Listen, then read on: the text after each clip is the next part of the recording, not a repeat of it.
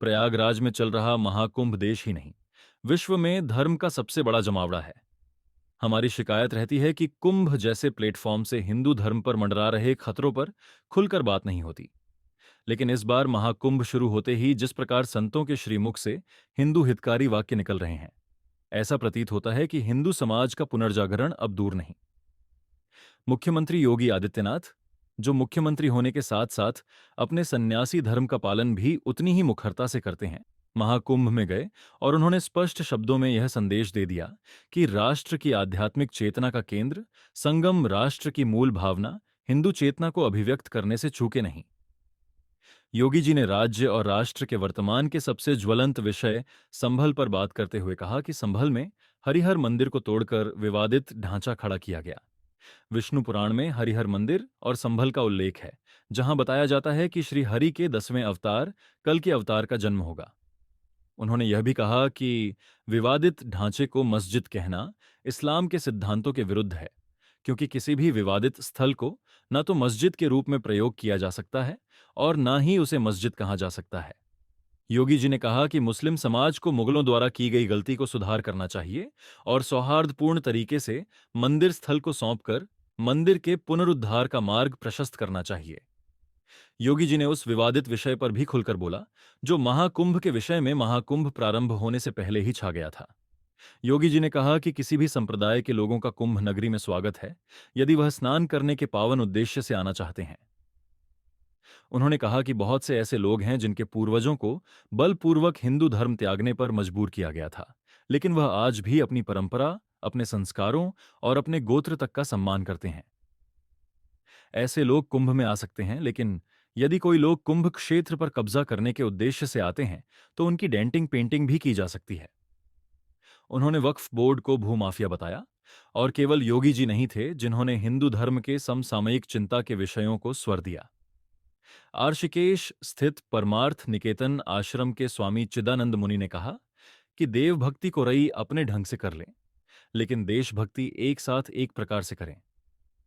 देवकीनंदन ठाकुर जी ने सनातन बोर्ड की स्थापना की मांग की। उन्होंने तिरुपति बालाजी मंदिर का उदाहरण देते हुए कहा कि सरकार हर वर्ष मंदिर से 0.00 करोड़ रुपए लेती है। जिस पैसे से गुरुकुल का निर्माण हो सकता है, बच्चों की पढ़ाई पर वह पैसा खर्च किया जा सकता है। लेकिन यहां तो पशुओं की चर्बी लगे हुए प्रसाद सरकारी व्यवस्था के तहत बेचे जा रहे हैं। इसीलिए मंदिरों को बचाने के लिए, मंदिरों की संस्कृति को बचाने के लिए सनातन बोर्ड के गठन की नितांत आवश्यकता है। जूना अखाड़ा के महामंडलेश्वर पीठाधीस्वामी अवधेशानंद गिरिजी महाराज ने सीएम योगी आदित्यनाथ द्वारा बदले गए नामों के विषय में कहा कि यह हिंदू संस्कृति के पुनरुत्थान से जुड़ा है। केवल स्थानों के नाम ही नहीं दूषित हुए हैं, बल्कि स्नान के नाम भी दूषित हो गए हैं।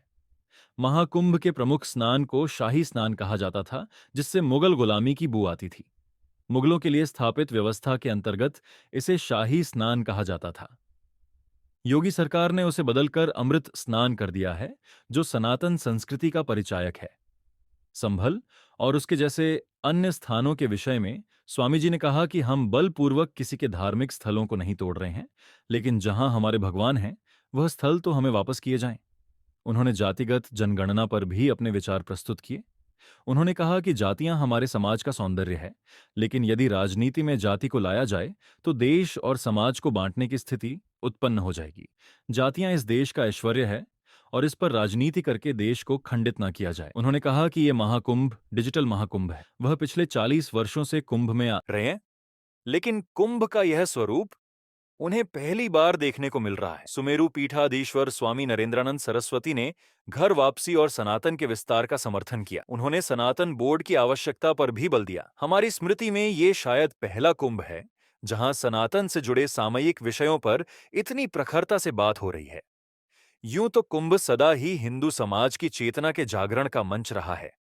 श्री राम जन्मभूमि आंदोलन हो या हिंदू धर्म से जुड़ा कोई भी बड़ा प्रकल्प, कुंभ ने सभी आंदोलनों को मूर्त रूप देने के लिए भूमिका तैयार की है। लेकिन आज जिस प्रकार से धर्म और समाज से जुड़े सभी मुद्दों को प्रखरता से उठाया जा रहा है, तो महाकुंभ की हिंदू समाज में भूमिका और सार्थक होती दिख रही है। आशा है यह संगम हिंदू समाज की चेतना के एकत्रित होने का प्रतीक बनेगा।